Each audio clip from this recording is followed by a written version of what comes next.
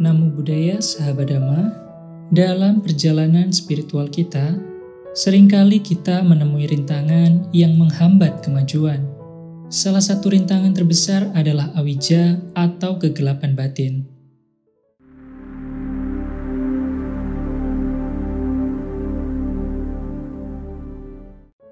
Awija, secara harfiah berarti ketidaktahuan, adalah akar dari semua penderitaan.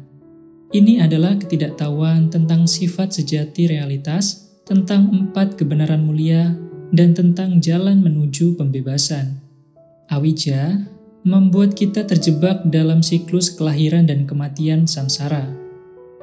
Dalam Mahasatipatthana, Sutta Atthakatha, awija dijelaskan lebih lanjut menjadi 2 jenis, apatipati dan micca-patipati. Mari kita telusuri lebih dalam masing-masing jenis ini. Apatipati adalah jenis awija yang muncul karena kita tidak melaksanakan atau mempraktikkan ajaran Dhamma. Ini seperti memiliki peta harta karun, tapi tidak pernah berangkat untuk mencari harta karun itu.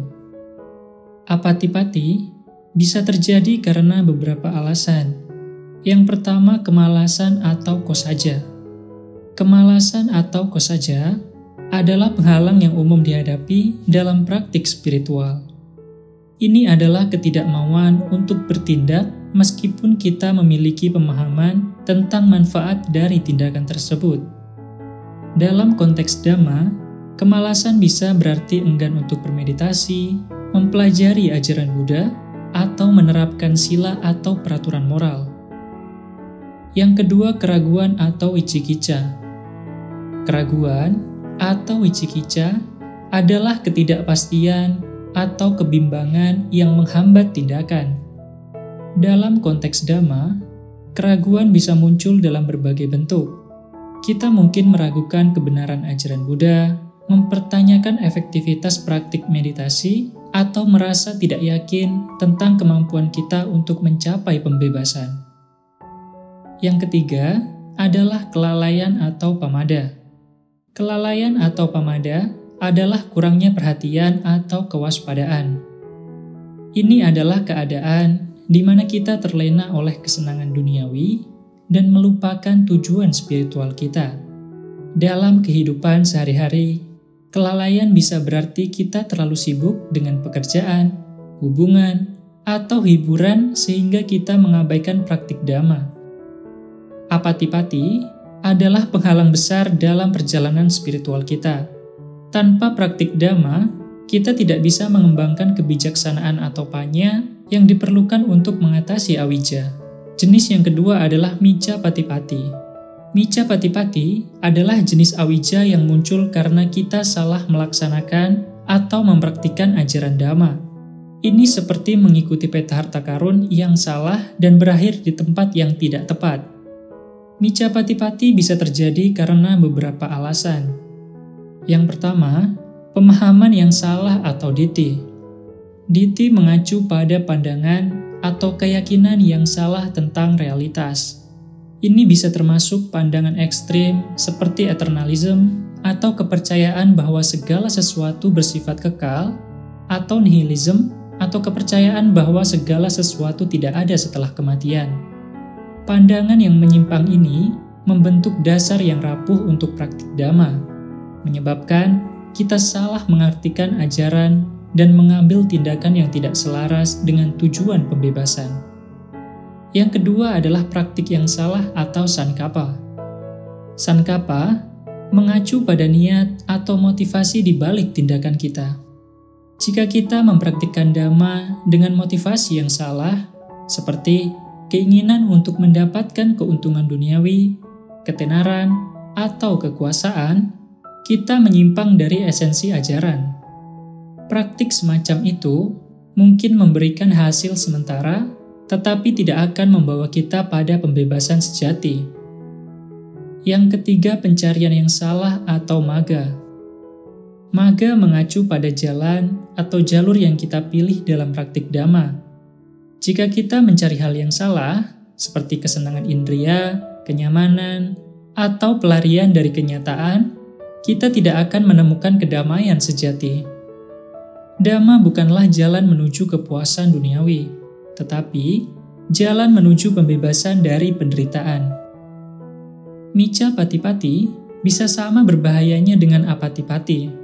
Jika kita mempraktikkan Dhamma dengan cara yang salah, kita tidak hanya tidak akan mencapai tujuan kita, tapi kita juga bisa memperkuat delusi kita. Micca Patipati adalah pengingat bahwa jalan menuju pembebasan membutuhkan kejelasan, kebijaksanaan, dan bimbingan yang tepat. Dengan memahami ketiga penyebab Micca Patipati ini, kita dapat lebih waspada terhadap jebakan-jebakan halus dalam praktik kita. Setelah kita memahami dua jenis awijja, untuk selanjutnya kita akan mencari tahu cara mengatasi awijja. Cara mengatasi awijja adalah dengan satipatthana. Satipatthana atau 4 landasan perhatian adalah penawar utama untuk awijja. Dengan mengembangkan perhatian penuh pada tubuh, perasaan, pikiran, dan objek-objek mental, kita bisa mulai melihat realitas sebagaimana adanya tanpa filter delusi. Satipatthana membantu kita mengatasi apatipati dengan cara, yang pertama, meningkatkan kesadaran. Satipatthana melatih kita untuk mengamati pengalaman kita tanpa penilaian, sehingga kita menjadi lebih sadar akan kecenderungan-kecenderungan negatif dalam diri kita, termasuk kemalasan, keraguan, dan kelalaian. Yang kedua, mengembangkan ketekunan. Satipatthana adalah latihan yang membutuhkan ketekunan dan disiplin. Dengan berlatih secara konsisten, kita mengembangkan kekuatan mental dan ketahanan untuk mengatasi rintangan dalam praktik Dhamma. Yang ketiga, memperkuat keyakinan. Dengan mengamati secara langsung bagaimana pikiran dan perasaan muncul dan lenyap, Satipatthana membantu kita mengembangkan pemahaman yang lebih mendalam tentang ketidakkekalan atau anicca, penderitaan atau duka, dan tanpa aku atau anatta. Pemahaman ini memperkuat keyakinan kita pada ajaran Dhamma dan memotivasi kita untuk terus berlatih. Satipatthana membantu kita mengatasi Micca Patipati dengan cara, yang pertama memperjelas pemahaman kita, yang kedua memperbaiki praktik kita, dan yang ketiga memurnikan motivasi kita. Awijja atau kegelapan batin adalah penghalang utama dalam perjalanan spiritual kita. Tapi, dengan memahami dua jenis awijja, apatipati dan Micca Patipati, dan dengan mengembangkan praktik Satipatthana, kita bisa mulai menghilangkan kegelapan ini dan bergerak menuju pencerahan. Semoga video ini bermanfaat bagi Anda dalam perjalanan spiritual Anda. Jangan lupa untuk like, komen, dan subscribe untuk konten-konten bermanfaat lainnya. Terima kasih, sampai jumpa di video berikutnya.